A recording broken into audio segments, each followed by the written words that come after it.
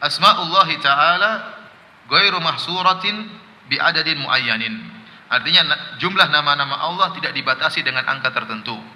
Jumlah nama-nama Allah tidak dibatasi dengan angka tertentu.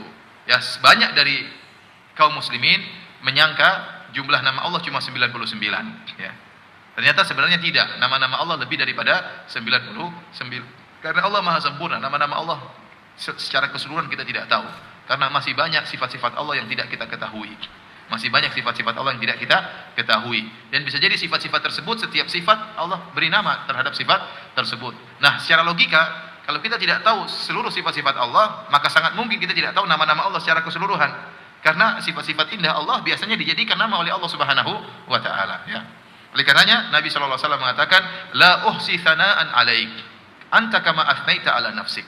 Kata Nabi, ya Allah, saya tidak mampu untuk memujimu sebagaimana seharusnya. Saya tidak mampu. Ya. Anta kama athnaita 'ala nafsik. Engkau sebagaimana pujian engkau terhadap dirimu sendiri. Nabi menggunakan nama-nama Allah untuk muji. Di antara cara kita memuji Allah, kita sebut nama-nama Allah. Wal Hayyul Qayyum, Ya Ghafur, Ya Rahman. Ini pujian kepada Allah. Karena setiap nama mengandung sifat. Tatkala kita menyebut nama-nama Allah begitu banyak, kita sedang memuji Allah Subhanahu wa taala. Kenapa? Setiap nama mengandung sifat. Nah, ternyata banyak sifat-sifat Allah yang tidak kita ketahui. Kita tidak mampu untuk memuji nama Allah sebagaimana seharusnya. Sebagaimana perkataan Rasulullah SAW, itu Rasulullah SAW yang paling tahu tentang Allah. Beliau mengatakan, la uhsi thana'an 'alaik. Saya tidak mampu memuji engkau, ya Allah, sebagaimana seharusnya. Anta kama athnaita 'ala nafsik. Engkau memuji dirimu sesuai dengan yang kau puji. Oleh karenanya, ya, Rasulullah SAW menyebutkan tatkala di padang mahsyar, tatkala manusia di bawah matahari dengan jarak 1 mil, sehingga mereka dalam kondisi kehausan, ya, dalam kondisi kelaparan, keringat bercucuran, maka mereka datang kepada para anbiya, para nabi, untuk agar para nabi tersebut meminta syafaat kepada Allah, memberi syafaat agar Allah segera datang untuk memulai persidangan. Kenapa? Masa penungguan tersebut masa yang sangat berat.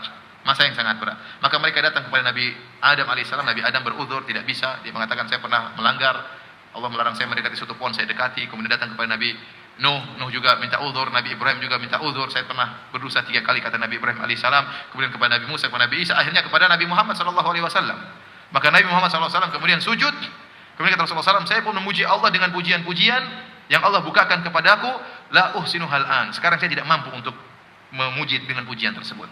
Jadi pujian-pujian tersebut baru diajarkan kepada Nabi tatkala Nabi sujud nanti di padang mahsyar agar Allah datang beri syafaat. Ini berarti Rasulullah SAW belum dibukakan seluruh pujian-pujian bagaimana memuji Allah yang seharusnya. Kenapa? Karena sifat Allah kita tidak bisa mengetahuinya dengan sempurna. Kalau kita sudah lihat Allah langsung, mungkin maka akan kita semakin bertambah pengetahuan kita tentang bagaimana sifat-sifat Allah Subhanahu wa taala. Maka ini melazimkan, ya, bahwasanya nama-nama Allah ada yang tidak kita ketahui. Kenapa? Karena banyak sifat-sifatnya yang belum kita ketahui. Paham maksudnya? Ya. Paham ya? Ya. Di antara dalil akan hal ini adalah hadis, ya, yang saya nukilkan di kertas tersebut, di lembaran tersebut. Apa kata Rasulullah SAW? Ma qala 'abdun qad idza asabahu hammun aw hazanun. Tidaklah seorang hamba tatkala ditimpa dengan kesedihan, kegelisahan, ya. Kemudian dia berkata, Allahumma inni abduk ibnu abdik. Ini doa kalau kita sedih, ya. Kalau kita sedih, antum hafalkan doa ini. Apalagi antum yang sering sedih, ya. Sedih mungkin karena kekurangan ekonomi, sedih mungkin karena gaji tertunda, banyak kesedihan. Sedih mungkin lagi sakit, mungkin sedih lagi masalah sama orang tua, mungkin sedih lagi diomelin istri, macam-macam sebab kesedihan. Maka baca doa ini supaya kesedihan itu hilang. Apa doanya? Allahumma inni abduk ibnu abdik. Ya Allah, sungguhnya aku adalah hambamu dan hamba anak dari hambamu. Ibnu amatik, dan aku adalah putra dari hamba perempuanmu, dari ibuku maksudnya. Nasiyati biyadik, ya, ubun-ubunku berada di tanganmu. Madhin fiyya hukmuk, bahwasanya hukummu berlaku kepadaku. Adlun fiyya qada'uk, keputusanmu tentang aku adil. Ini pengakuan. Kalau antum baca seperti ini, antum sambil merenungi maknanya, ya, bahwasanya Allah itu adil, ya, bahwasanya ketetapan Allah pasti berlaku. Saya tidak bisa keluar daripada ketetapan Allah. Apa yang menimpaku musibah itu tidak bisa kita hindari, ya. Jadi kita baca doa sambil kita pahami maknanya. Jangan kita merep gitu tapi kita enggak kita renungkan maknanya. Maknanya indah, ya.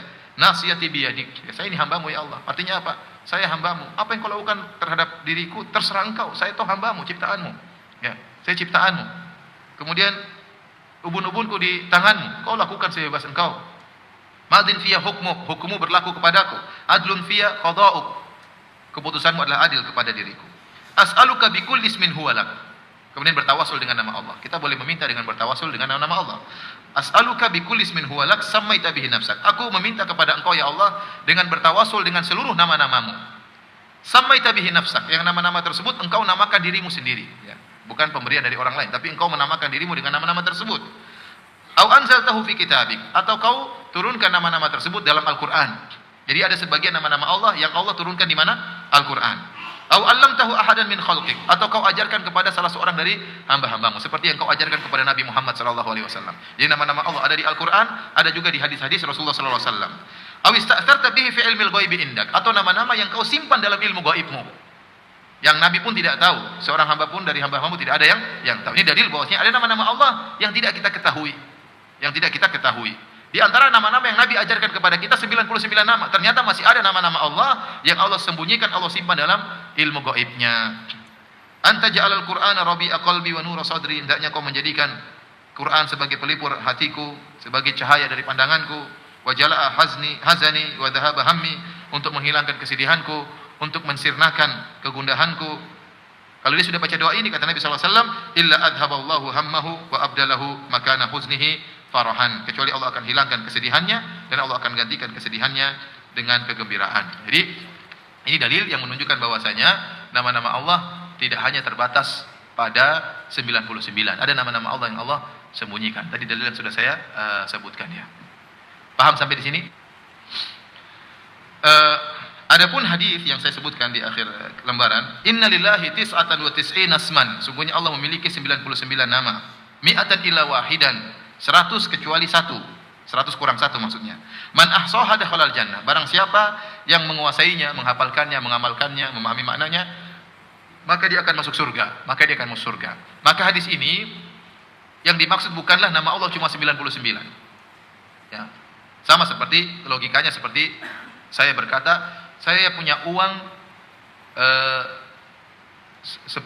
saya punya uang 150.000. Tetapi 99 ribunya saya siapkan untuk beli buah misalnya. Nah, uang saya bukan cuma berapa? 99 ribu. Tapi yang saya siapkan untuk beli buah cuma berapa? 99 ribu. Jadi Allah mengatakan, Allah memiliki 99 nama, barang siapa yang menguasainya, menghafalkannya, mengerti maknanya, maka akan masuk surga. Bukan berarti Allah tidak punya nama-nama yang lain. Paham maksudnya? Paham sampai di sini? Ya, karena tadi kita sebutkan Nabi saja mengakui dia tidak bisa memuji Allah sebagaimana mestinya. Padahal Nabi menguasai seluruh nama-nama Allah Subhanahu wa taala, ya. Kemudian juga tadi telah disebut dalam hadis ada nama-nama Allah yang Allah simpan yang Nabi pun tidak mengetahuinya, ya. Kenapa? Karena semakin banyak nama Allah menunjukkan semakin sempurna Allah Subhanahu wa taala. Ya, ada sifat-sifat Allah yang tidak mungkin Allah belum bisa sampaikan kepada kita karena ketidakmampuan akal kita untuk bisa merenungkan sifat tersebut, ya. Ya. Sementara sifat-sifat malaikat saja tidak semua kita ketahui, ya, karena di luar dari logika kita.